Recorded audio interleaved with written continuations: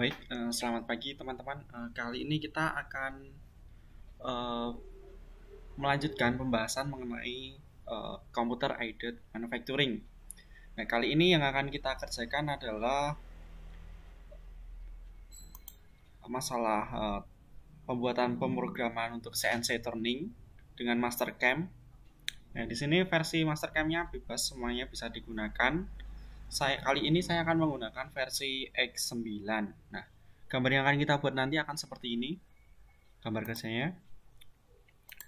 Nah, ketika kita akan membuat program khususnya untuk CNC turning, kita nanti di Mastercam itu hanya perlu menggambar kontur luarnya saja.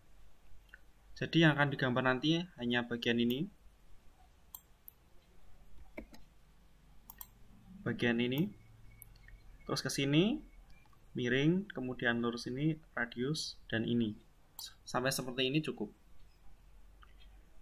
Nah, untuk memudahkan agar lebih cepat, nanti baiknya penggambarannya adalah dengan memasukkan koordinat. Misalkan di titik ini koordinatnya adalah x-nya 0,12. Karena di sini adalah diameter, maka diambil setengah dari diameter 24 ini. Kemudian di sini nanti adalah min 28,12 juga, hingga sampai selesai nanti di sini, yaitu min 75,40. Nah, sebagai tambahan pengetahuan, teman-teman, dalam pemesinan CNC turning, nah sumbu yang bekerja itu adalah di sini adalah sumbu Z, kemudian ini diameternya adalah sumbu X. Jadi adalah Z dan X. Tapi dalam penggambaran itu nanti bebas saja plan-nya yang penting ada pengaturan di plan. Nah, gambarannya akan seperti ini. Langsung saja kita praktekkan pada Mastercam X9. Langsung saja kita buka.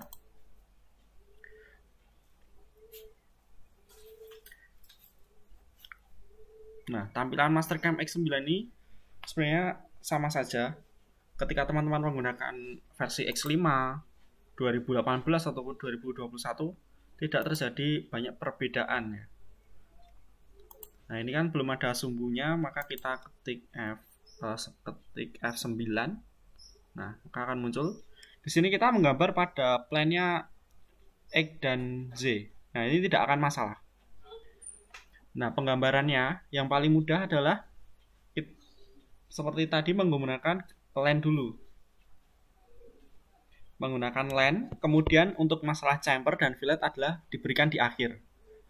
Gunakan ini, create line endpoint.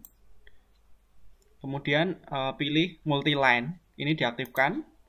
Nah, sesuai gambar tadi, di sini maka kita harus 0,0 dulu, kemudian 0,12, kemudian min 18,12.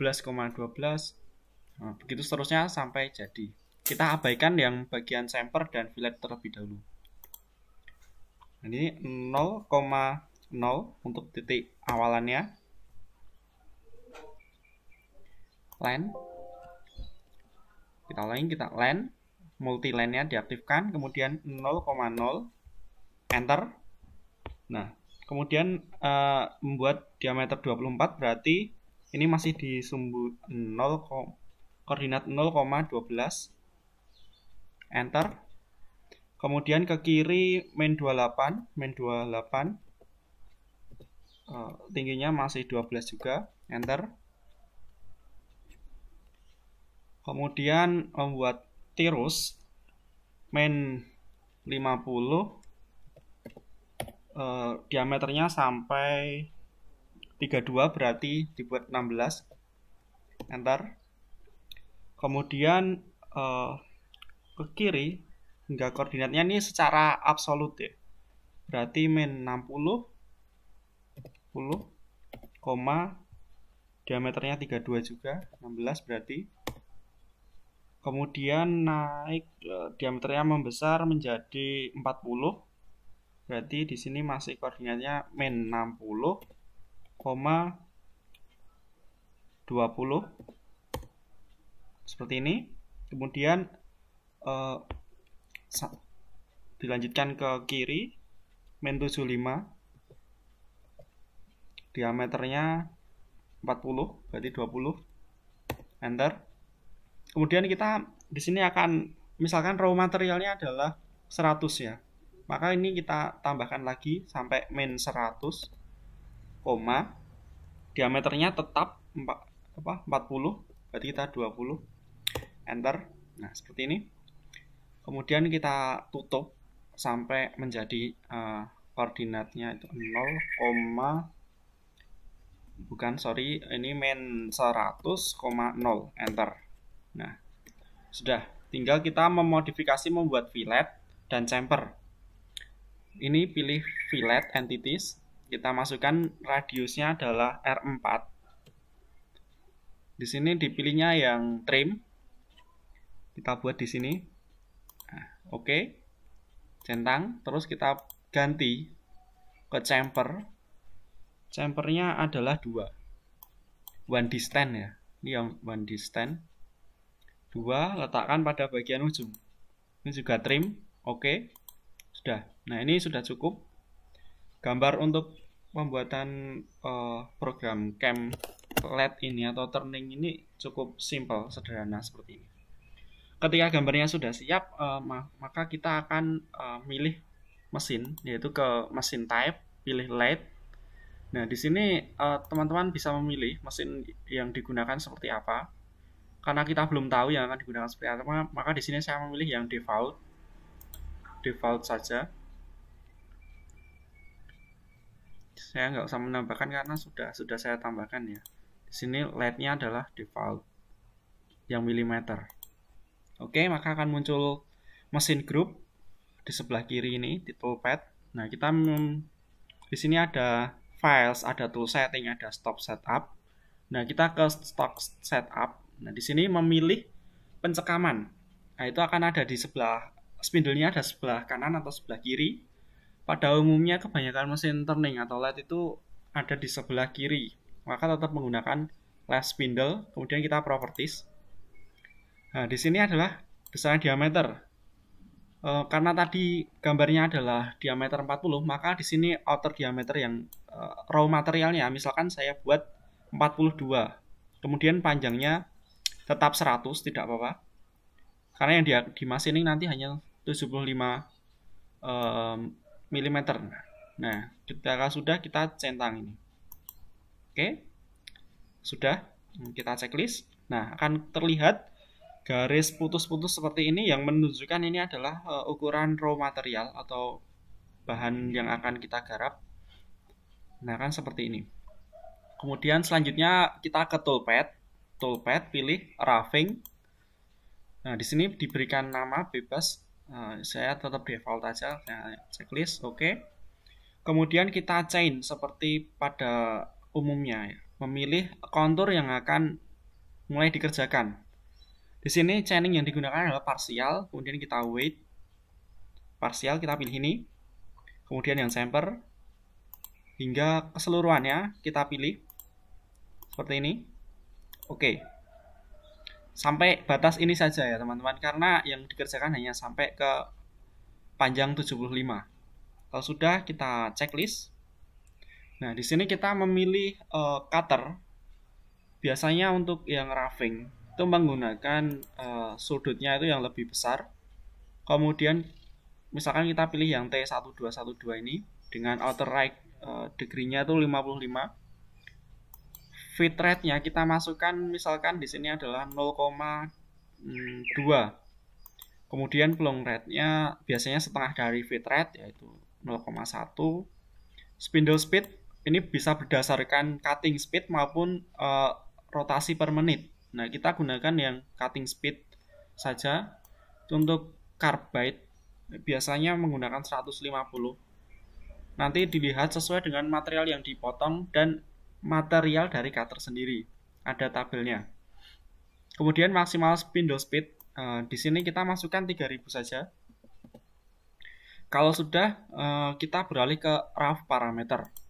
Di rough parameter ini, kita akan melengkapi atau men-setting ulang. Yang pertama ada kedalaman potong. Nah, di sini defaultnya adalah 2 mm sekali sayat. Nah, di sini akan saya ubah menjadi 1,5 saja. 1,5. Kemudian minimal cutting depth-nya itu 0,01, ini tidak akan masalah. Kemudian di sini ada stock to live in X. Nah, maksudnya di sini akan disisakan berapa untuk finishing bagian diameter. Kemudian di sini juga ada stock to live in Z. Nah, itu juga untuk mensisakan yang akan di finishing nanti pada arah Z. Nah, di sini 0,2 sudah cukup dan itu sudah cukup bagus. Biasanya juga seperti itu untuk pemesinan manual.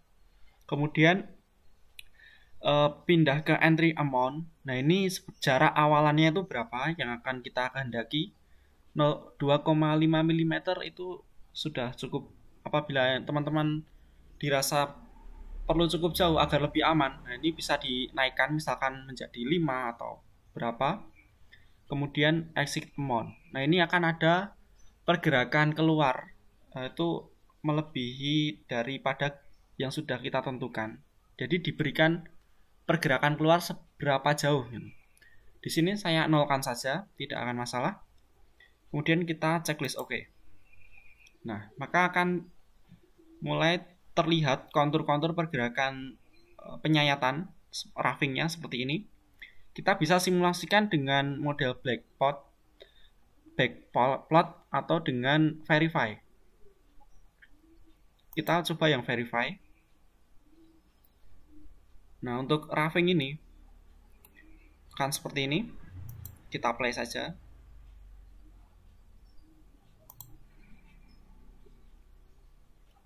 Nah, di sini masih terdapat sisa-sisa yang tadi kita masukkan 0,2 mm, jadi masih bentuknya belum sempurna. Maka perlu kita tambahkan lagi yang namanya finishing. Sama caranya, kita pilih ke toolpad, kita pilih pilih finish. Kemudian karena konturnya ini sama, maka kita pilih yang last ini saja, kita klik. Oke, karena lastnya sudah dipilih, kemudian kita checklist. Nah, di sini kita ganti untuk cutter finishing itu memiliki sudut yang lebih tajam. Di sini saya gunakan yang 35 degree. Kemudian fit rate-nya kita tetap gunakan 0,2. Nah, spindle speed-nya di sini untuk finishing biasanya ditingkatkan. Misalkan saya gunakan 200 atau biasanya di finishing ini juga bisa menggunakan fit rate yang lebih lambat agar hasilnya semakin halus. Kemudian max spindle speed-nya kita gunakan sama 3000. Finish parameter. Nah, di sini finish step over-nya jadi gerakan awalan ketika mendekati itu berapa. Dan di sini kita beri jarak 2 mili. Kemudian penyayatannya itu sampai habis, sampai 0. Baik untuk sumbu X maupun sumbu Z. Kalau sudah, kita checklist. Sudah? Nah, itu simulasi pergerakan dari finishing. Kita coba pakai backplot. Nah, akan jadi seperti ini. Ini tadi sisanya, terus di finishing dihabiskan. Ini terlihat masih ada sisa, kemudian di finishing hilang.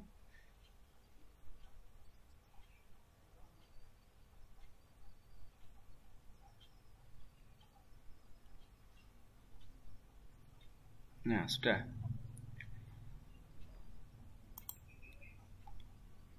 Kita verify coba keseluruhannya, kita pilih select all operation, kemudian kita pilih verify.